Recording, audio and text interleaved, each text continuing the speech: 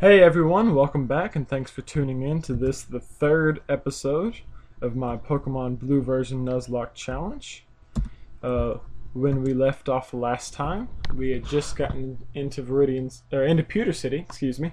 We had made a few friends along the way and we were getting ready to fight Brock. We left off last time with a couple level 3 Rattatas. We had AK and Ratty, and we had Buzzkill, the Kakuna, Guahir the Pidgey, and Wormtail the Rattata, as well as Donatello, all at various levels. But now, as I promised, I have leveled them up off film, and so now they are ready to go, and we are ready to take on Brock. As you can see, Donatello is 16, like I said, and he is now evolved into a Wartortle and has learned Water Gun, which will be our go-to move for Brock. So we're going to go up to the Pokemart real quick, because we do not have, I think we have 2 potions maybe, but we need some more nonetheless. We're going to buy a few Pokeballs, and then buy a potion, looks like, because we do not have money to buy more, so let's hope that we don't need them. Let's see, what do we have? We have 3 potions. That should be plenty. I don't foresee any major problems coming up against Brock. His Onix is only level 14, and Squirtle, or Wartortle now, Donatello, by nature has a pretty high defense. It's 33. It's actually his highest stat, so I think we should be okay. So as we can see, if we look here, our rival Jack has already been through here, but that's okay, we don't care. So stop right there, kid. Hey, who you calling kid, man? Light years away from facing Brock. What do you know about light years? Let's do this, bro. Alrighty, here we go. Let's see what this junior trainer has. Diglett. I thought Diglett's always been a pretty cool Pokemon. When I was a kid, it used to be really awesome, but now I guess it could be kind of annoying, the whole Diglett dig thing they do. But hey, you know, Diglett's a boss. So since these guys are only level 11, shouldn't be much of a problem one-shotting these little guys with Water Gun. And that actually might be the case for Brock. We'll just find out. But these guys are a little bit of a cakewalk. So we'll walk through these. We didn't level up going into through this battle, so that's good. We'll still only be 2 levels above Brock's highest, so hopefully that'll make it a little closer. And for all of you, obviously for us who didn't know, light years isn't time, it measures distance, which I knew that, but apparently the writers of the Pokemon game didn't think that we would. But since this is marketed as a children's game, I guess that isn't too big of an assumption. I don't think I knew it when I first played Pokemon, because I think I played this Pokemon this game, Blue version, for the first time when I was probably 7, I think. So we're just gonna go right in. What's up, Brock? You been breeding some Pokemon lately? Telling Onix where to stick his horn. We won't go into that. But anyways, I think I've seen a comic or a picture on the internet making fun of Brock. He's sitting there with his Onix, and there's a female Onix, and he's like, "Go mate with it, go mate with it." But anyways, so Geodude, let's go Water Gun, Donatello. Oh, take him out. One shot. So this may be a little bit too easy, but we'll see. If it is, we may not be so far above Misty when we go face her. Although the way things are looking now, we may have to try an alternate strategy against her. And there you go, one shot. Sorry if that disappoints anybody, but you know, that's just kind of the way it works. These guys have high defense, but not very high special, as far as I know. So Water Gun kind of took them out pretty fast. So in light of that, don't want to make this episode too short. I think we're going to go ahead and get to Mount Moon before we move on. And we got some money, which is great. Got some Poke Yen, and we got TM34, which is Bide. Excellent. Thank you, sir. Appreciate it. I don't know if I've ever used Bide in my life. To me, since it absorbs the damage and then triples it, it's not really a move you use with Pokemon that have high defense because you won't absorb very much damage. So it'd be a move for a tanky Pokemon with a lot of health, like Chansey or something. But I've just never really found much use for it, especially if something happens and you get knocked out when you're trying to absorb damage. So we have not lost any health going through picking up that first badge, so that's cool. So yay! You can see 38 hours on there. That's because I've been grinding and I've been using the space bar to speed that whole process up. So that's why it says we've been playing for 38 hours when I really haven't. Well, I guess not in real time. In game time I have. So I think somewhere down here is going to be some grass, I hope, if I remember rightly. Oh, it's down there. Alright, well, let's get through these trainers first. Let's train up this guy here for funs and giggles. But like I mentioned earlier, we may have to try an alternate strategy with Misty. I haven't quite decided what I want to do. I may take the slightly riskier option, I guess, and just go in with my 3 Raticates and try to Hyper Fang everyone to death. But I may decide not to do that and may decide to go actually fight Lieutenant Surge first and then come back to Misty. And so that way I'll have the Thunderbolt TM, and so I can teach Thunderbolt to Rattata or someone like that, and or to Raticate at that point. But I'll have Thunderbolt, which is a very good lightning move, good electric move that I could use on Misty. So I guess I'll kind of mull that over in the next couple days, the next couple episodes. So we'll see where we go with that. Oh, exciting news! Buzzkill is now a Beedrill, and finally, since he's like level 13, has learned Fury Attack. So he actually has an attack now. He doesn't have to just harden all day long, because that's just awkward. So that's good news, but he's still going to remain pretty useless to me, I think. I believe he learns Twin Needle somewhere along the way, which is a bug type move. And I'm actually, here in a minute, probably going to check this, what type he is. If I'm not mistaken, he should be a bug flying.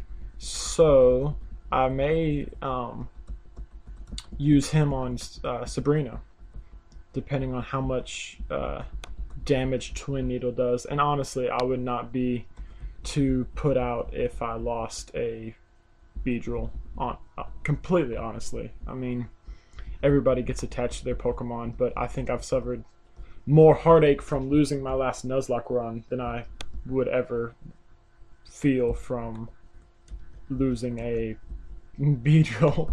If it was a Butterfree, I'd be devastated. I'd probably go cry in a corner and you wouldn't see a new episode for a few days. But Beedrill just doesn't cut it for me. But anyways, let's go Rattata. Ratty. Let's get these guys. Quick attack. Get him. Kill him. Yeah. Rattata. Rattata. Rattata.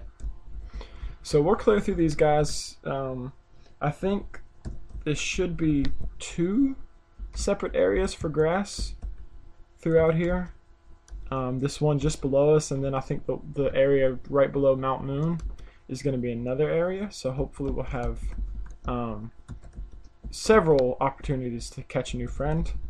Let's see. I bet this is another bug trainer probably.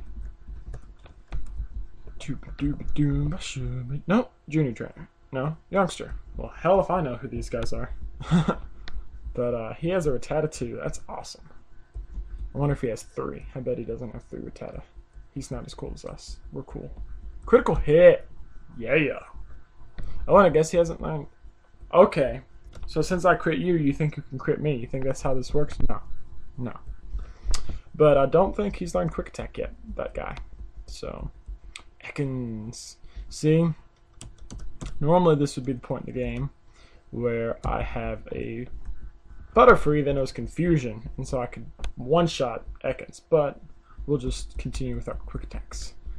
I guess I've decided that screw the whole quantity game or quality game. We'll go with the quantity game. We'll just have so many rats just hyperfang everyone to death that they're just fucked. I mean, that's probably a pretty good strategy. Screw that. Swarm of rats. We'll go Dracula on everybody. That'll be fun. But depending on how much time we've got, we'll see how long it takes us to go through all these guys. I should have, yeah, I've still got people with plenty of health. We may, gotta fight one either way. I probably just missed that. Yep, just missed that grassy area. That's exciting. Good job. Which means I have to go around and have to fight this chick, but that's okay. Oh, and she's gonna be a jerk. I should have known that would happen. She's gonna block my path, so I have to go in front of that guy. Well, screw that. I'm probably just gonna back up and then go through.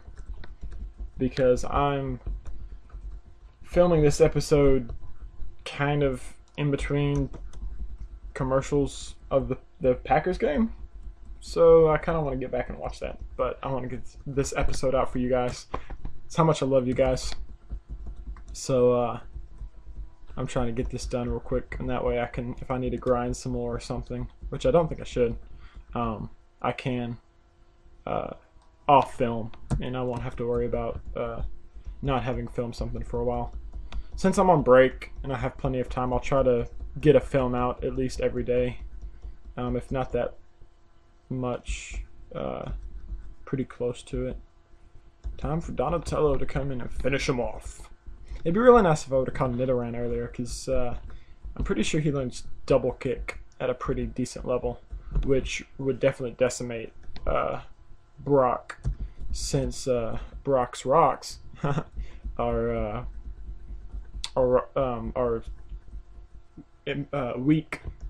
I was gonna say impervious isn't the right word, but they're particularly prone to taking damage from a fighting type move, and I've done that before. One time when I was playing blue version, caught a Nidoran and used double kick. It's really nice. So we're gonna go back, heal up real quick, just so we don't risk it, especially since we're gonna want to catch a couple Pokemon as we go through here, so just might as well take our time and heal up and go back.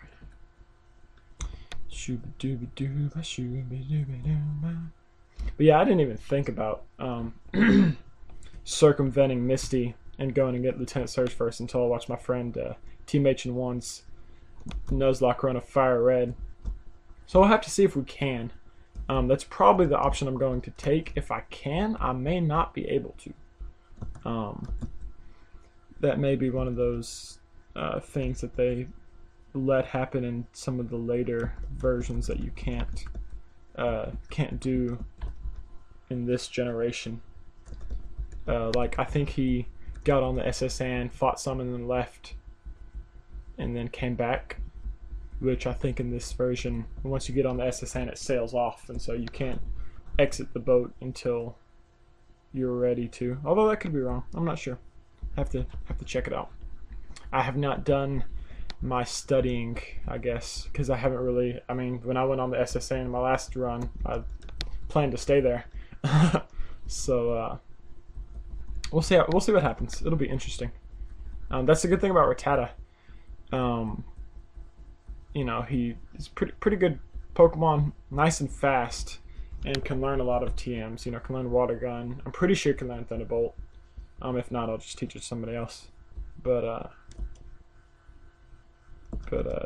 he's may not have a very high special, but he can learn. He's fast enough, and he can learn those TMs that makes him pretty good. If he's not hyperfanging his way through everybody, we'll see. I kind of want to skip Misty and try to go get Thunderbolt first, because that's the safer option, but I'm sorry. It would be really awesome to just go through with 3 Raticates and hyperfang your way through a gym. Just say, you know, fuck tight matchups, fuck super effective, hyperfang all day long. That would be cool. I would like that. That'd be pretty epic, in my opinion.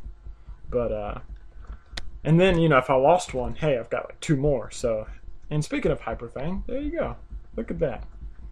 I'll, use that on the first Pokemon I try to catch. Not really. Not trying to one-shot anybody. But, so that's 14. So, I've got 2 other Rattatas getting ready to learn Hyperfang here in a second. So, that's cool. Let's check what route we're in real fast. I mean, obviously, this should be Route 3. So, I think this is Route 3. And then, it may be the same route. I think it is.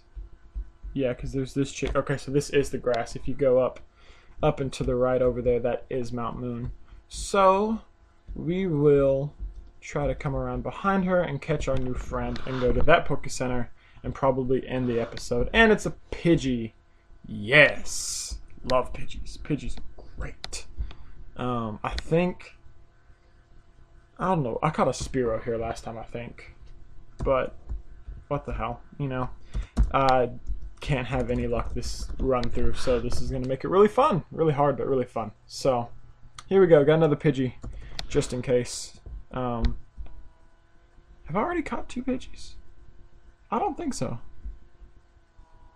So, I don't know what to nickname this one. I will definitely, once again, take suggestions, but I think I'll go with Thorondor, which is another Lord of the Rings Eagle reference. So, I think that's what, I think we'll stick with that and do that. That's kind of sad. Oh no, that isn't going to be Mount Moon. I bet it's the same route though. And there's you a Jigglypuff. Hell yeah. Thank you, Jigglypuff, for showing up right after I catch a Pidgey. God damn it. Jigglypuff would be nice, just so I could fucking sing something to death. Although, I don't know what I would do to catch that, because it was level 3. I'd probably just throw Pokeballs at it until it died. But, let's see, that was Route 3, right? Let's see if this is the same route, I bet. I bet it is. Yep. Yep, it is. That's the same route. Route 3 right here. Oh yeah, Mount Moon ahead. Woo! Well, you saw us miss our Jigglypuff, but that's okay. So, with that, catching another Pidgey, I think we will heal up and call that an episode. I will go back on camera. We'll go back through, clear out the rest of those trainers, and go through Mount Moon next episode. And depending on how long that takes, I don't want to make my episodes much longer than 20 minutes or so. So depending on how long it takes to get through Mount Moon and to get to Cerulean City, we may or may not go through the Nugget Bridge. We'll see. We'll see what we have time for. But in the meantime, y'all take care. Thanks for tuning in again. This is Aloran Fans signing off.